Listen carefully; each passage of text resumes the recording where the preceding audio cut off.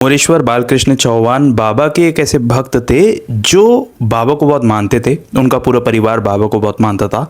और ये जो कहानी मैं बताने वाला हूँ आज से लगभग 105 साल पुरानी है, यानी कि 1923 की कहानी है। जी हाँ, आपने सही सुना, 1923 बाबा की समाधि के 5 साल बाद। 1923 वो साल था शिरडी में जब बाबा ने महासमाधि तो ले ली थी, लेकिन तब भी भक्तों का ऐसा विश्वास था, जैसा कि आज 2025 में है, कि बाबा ने भले ही महासमाधि ले ली हो लेकिन उसके बाद भी बाबा अपने भक्तों के लिए हमेशा खड़े रहते हैं और जब जब उनके भक्त बुलाते हैं तो वो उनकी सहायता करने के लिए आते हैं। तो ये कहानी मोरेश्वर बालकृष्ण जी की है, जिनकी बहन जो है वो अविवाहित थी, जिनकी शादी नहीं हो पा रही थी और बहुत समय से जो भी रिश्ते आते थे उस वजह से रिश्ते कुछ ना कुछ कैंसिल हो जाते थे या फिर उनकी शादी नहीं हो पाती थी। तो ये प्रॉब्लम उनके साथ चल रही थी। अब हुआ ये कि मोरेश्वर बालकृष्ण जी जो थे वो और उनकी माता जी अपनी बहन के लिए जो है वो रिश्ता लेकर गए और एक रिश्ते वाले से बात भी हो गई। और मोरेश्वर बालकृष्ण जी और उनकी माता जी को यकीन था कि जो उनकी बेटी है घर में उसकी शादी अब तय हो जाएगी। लेकिन बीच में लगभग 6 महीने बीत गए और बातचीत के बाद, क्योंकि उस ज़माने में एक फाइनल लेटर आया करता था जिसमें रिश्ता पक्का होने का लेटर हुआ करता था, तो अब जो माता जी थी उन लड़की की, वो सोच रही थी कि अभी तक वो रिश्ता पक्का होने का लेटर नहीं आया है। हमें इस बार उम्मीद थी बाबा के आशीर्वाद से रिश्ता तय हो जाएगा, लेकिन 6 महीने बीत चुके हैं और वो जो लेटर है कि शादी तय हो जाएगी, वो लेटर अभी तक नहीं आया है। ये सोचकर जो मोरेश्वर बालकृष्ण जी की माता जी हैं वो बहुत परेशान हो गई कि भाई उनके घर में काफ़ी टाइम से बेटी है और जिसका रिश्ता कभी ना कभी अधूरा रह जाता है, और जब लग रहा था कि सब बात तय हो जाएगी तब फाइनल लेटर नहीं आ पाया। वो बहुत परेशान हो गई। 6 महीने बीत गए उनका इंतज़ार करते करते, और बाबा की तस्वीर के आगे खड़े होकर उन्होंने बाबा से विनती की कि बाबा, आप दुनिया में हर एक व्यक्ति को चमत्कार दिखाते हैं। लोग ऐसा मानते हैं कि जब आपको याद किया जाता है तो आप उनके पास प्रकट हो जाते हैं, लेकिन मेरी जो बेटी है वो काफ़ी टाइम से अविवाहित है, जिसके रिश्ते की बात हमेशा कहीं ना कहीं अटक जाती है। इस बार ऐसा लग रहा था कि रिश्ता पक्का हो गया है, लेकिन वो जो लेटर है, फाइनल मैरिज का जो कंफर्मेशन है, वो लेटर अभी तक नहीं आया। 6 महीने बीत चुके हैं और आस पड़ोस रिश्तेदार क्या बोलेंगे मुझे। अगर आप में सच में ताकत है, आप में सच में शक्ति है, तो इस प्रॉब्लम का समाधान हो जाएगा। ये कहकर वो बाबा से प्रार्थना करने लगी, बाबा के सामने रोने लगी।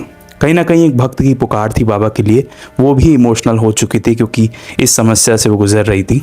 जब वो उस रात सोई तो आप हैरान कर देने वाली बात ये जानिए कि उनको एक सपना आता है, और सपने में वो देखती हैं कि वो सुबह के 9 बजे के आसपास अपने बेटे मोरेश्वर बालकृष्ण के साथ बैठी हुई हैं और एक पोस्टमैन आता है जो उन्हें लेटर देकर जाता है, और उस लेटर में ये कन्फर्मेशन थी कि लड़के वालों को रिश्ता मंजूर है और अब जो शादी है वो तय हो चुकी है।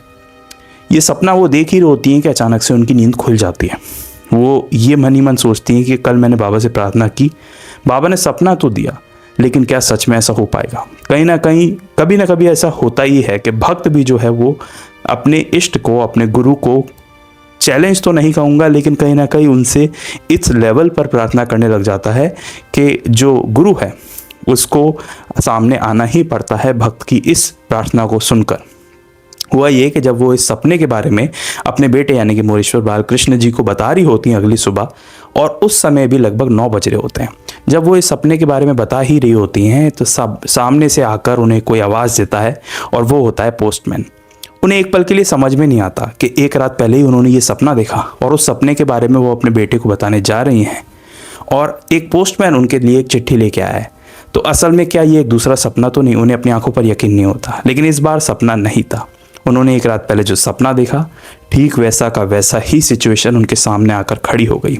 और जब वो उस लेटर को खोलती हैं तो उस लेटर में उनकी बेटी का जो रिश्ता है वो तय हो चुका है, इस बात का कन्फर्मेशन आता है। उन्हें एक पल तो एहसास होता है ऐसा कि बाबा की जो शक्ति है, बाबा की जो कृपा है अपने भक्त के ऊपर, वो हमेशा बनी रहती है। और जिस पल वो ये बात लेटर ले रही थी तब उन्हें ये एहसास नहीं हो पा रहा था कि सच में ये असलियत में हो रहा है या दोबारा वो कोई सपना देख रही है, लेकिन वो सपना नहीं था, वो सच्चाई थी। और इस तरीके से 1923 में और आज भी 2025 में अगर कोई भक्त किसी भी समस्या से जूझ रहा होता है तो किसी ना किसी रूप में बाबा आकर उसकी मदद करते हैं या उसे एक डायरेक्शन दिखाते हैं। तो ये बातें हमें समझाती हैं कि जो 1923 में होता था वो आज भी होता है। जो 1918 में बाबा ने महासमाधि ली वो सिर्फ एक फिजिकल बॉडी की महासमाधि थी, बाबा तब भी थे।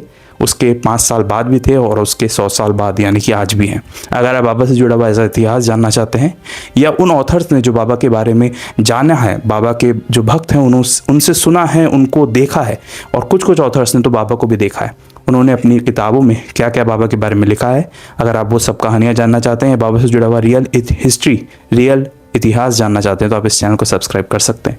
मिलेंगे एक नेक्स्ट वीडियो में एक रियल स्टोरी या फिर एक अनोखी नॉलेज के साथ। तब तक के लिए ओम साई राम।